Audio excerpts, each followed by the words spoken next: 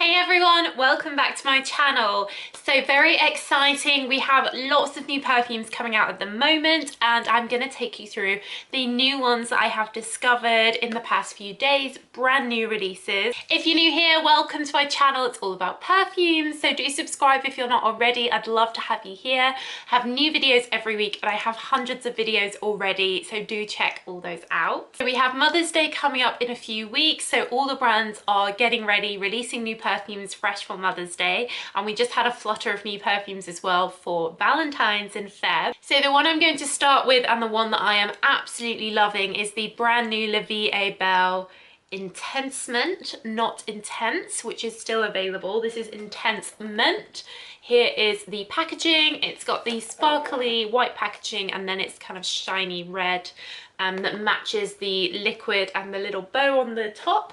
Vie Est Belle, of course, one of the biggest selling perfumes in the world, and this I think will be really popular. I love it. It reminds me a lot of the original, so that's the vanilla and patchouli, but whereas the original has praline, this has raspberry, so it's like a fruity, summery twist on the original, but it is quite similar to the original. If you like Vie Est Belle and Rose that came out last year, which also had raspberry in, then you'll probably like this. I'd say it's a little bit more heavier, and of course it doesn't have that rose in like that one did. I've been really enjoying wearing this. I find it uplifting. I find it quite fruity at first. I love fruity perfumes, and they are all good for lasting, the Vie Est Belle ones. This is no exception. So all you Vie Est Belle lovers out there, I think you're gonna like this. All you raspberry lovers and vanilla lovers, then definitely check this out. My prediction is that this will do really well. Next we have a new perfume from Dolce and Gabbana, the Only One Intense. Now the Only One 2 have been out for a while, and now we have the Only One Intense. What is slightly misleading about this is that even though it looks just like the Only One, the packaging, and it just says Eau de Parfum Intense, I think you would assume, oh, it'll be just like the original but a bit stronger. It's literally nothing like the original, you guys. So the original was sweet vanilla caramel coffee, like drinking a sweet caramel coffee drink, like very sweet, very heady, very romantic and sexy. This one has the vanilla in, but that's where it stops being the same. So there's no coffee, no caramel. Instead we get some white florals, but what really comes through is coconut. There's coconut in here.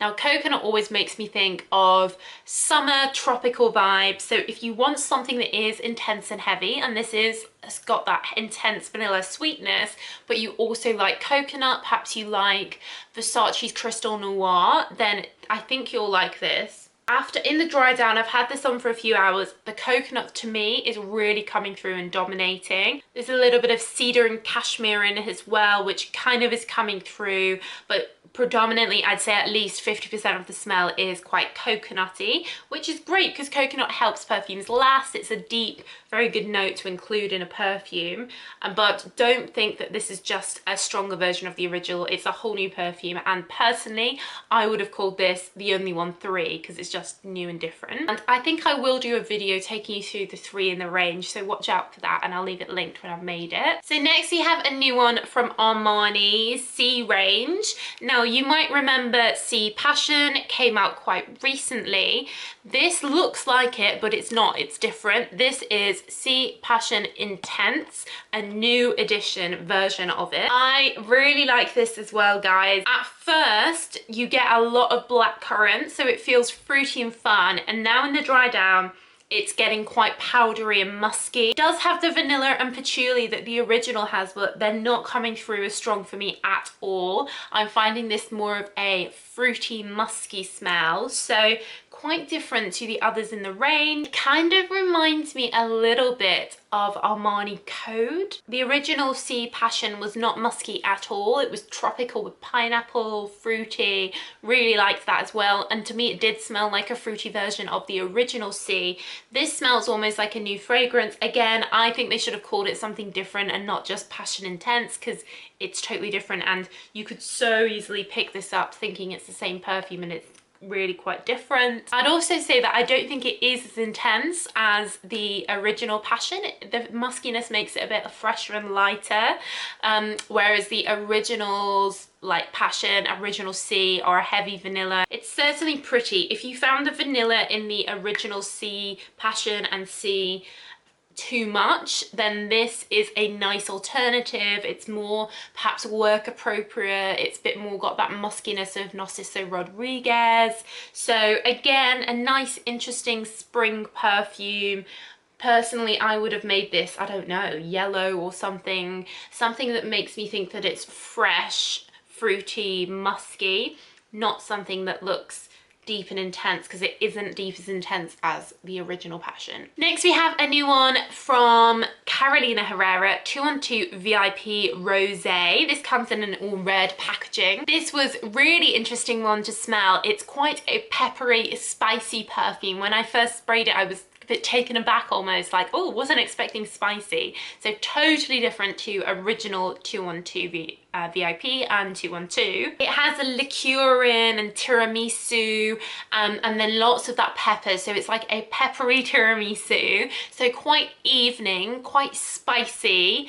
Bit of fruit in here, a bit of raspberry, but to be honest, it smells like a peppery liqueur to me. So if you love those liqueur scents, good for the evening and going out, then this is one for you. Very different, very unusual. Not many perfumes that are so peppery and spicy, and not many that use liqueur actually, so quite different for them. And the bottle really stands out, being so bright red, shiny red. It really stands out from the range, which is so often forgotten, I find, these days, the 212 range. Next we have the new one from Kenzo, Flower by Kenzo, which is called Poppy Bouquet. This has just come out. Looks quite similar to original traditional Kenzo, which of course is that famous powdery perfume.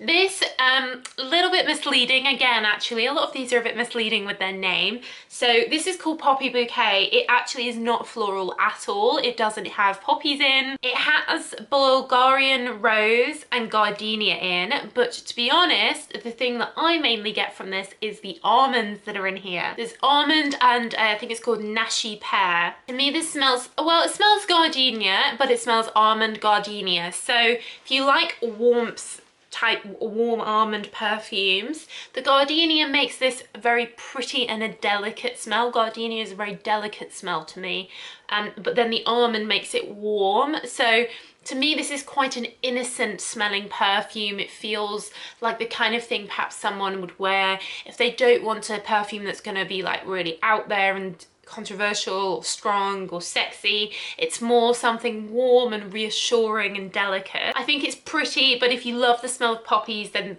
this isn't a poppy perfume, so don't be misled by that. The liquid is slightly pink, I think, which is cool. I always think the packaging's so cool on these. They're a nightmare for sales assistants to sell because the packaging is like, I mean, this is only a 30ml, but the full size are so big you can't stack them on the shelves. So I think this will be a nice Mother's Day gift. Very pretty, inoffensive. If you know someone likes the original, then they will probably like this. Even though it's not powdery, it's still got that closeness, that warmth, that classiness of the original Kenzo. So yeah, almondy. There's also another new one from Kenzo called Hyper Wave. This is quite a practical, fresh perfume and quite simple. It's basically a fresh grapefruit and lotus flower, a bit of orange blossom. So very simple, just 3 fragrance notes. If you love that like fresh, just walked out the shower, I want to spray some fresh grapefruit, orange blossomy smell, this is really lovely. It's very fresh and uplifting. I always think lotus is such an unusual smell. It's the kind of thing you don't smell here in England. It's very tropical smell and very fresh and almost oceanic, like aquatic-y smell. So it is very nice, but this is a very light perfume, very fresh, very clean, very simple perfume. Next we have the new one from Coach Dreams. I smelled this recently at the airport. This was a quite sharp perfume when I first sprayed it. I was a bit like, oh, that's sharp. It has cactus in here, cactus flower, and also bitter orange. So it has a sharpness and a bitterness to it that you're not expecting, because the packaging and everything is very light and simple and pretty and light colors. So I was thinking, oh, it's going to be peonies and like maybe like a light rose or something, but no, it's like, oh, sharp. Like I wasn't expecting that from the packaging. It does have some fruity notes in, some pear and some gardenia, but for me it was bitter orange and it was cactus that came through, and then as it dried down I got a bit more of the gardenia. I didn't get that much fruitiness, to be honest, but very unusual, very different. It's quite light, it didn't last very long. It's again a kind of thing that you just could spray loads and just have a bit of a fresh zesty vibe, but sharp zesty vibe, but it's not the kind of thing that's really going to have massive projection. And then lastly we have a new one from Killian by Killian. This is called I Never Make the Same Mistake Twice Unless They're Crazy Hot.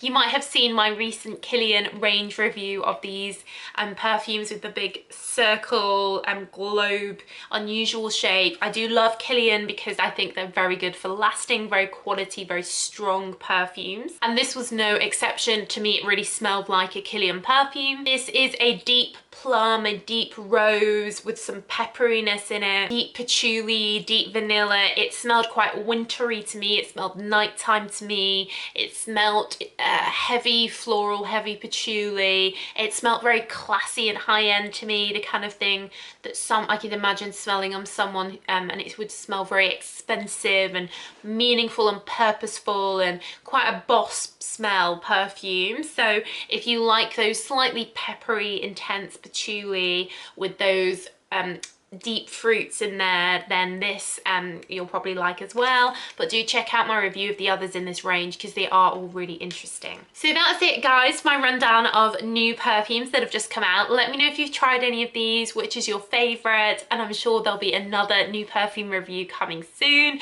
and the links to where you can get these should be down below in the descriptions. I'll pop them in there for you. So thanks so much for watching. Do subscribe if you're not already, and I'll see you again real soon. Bye.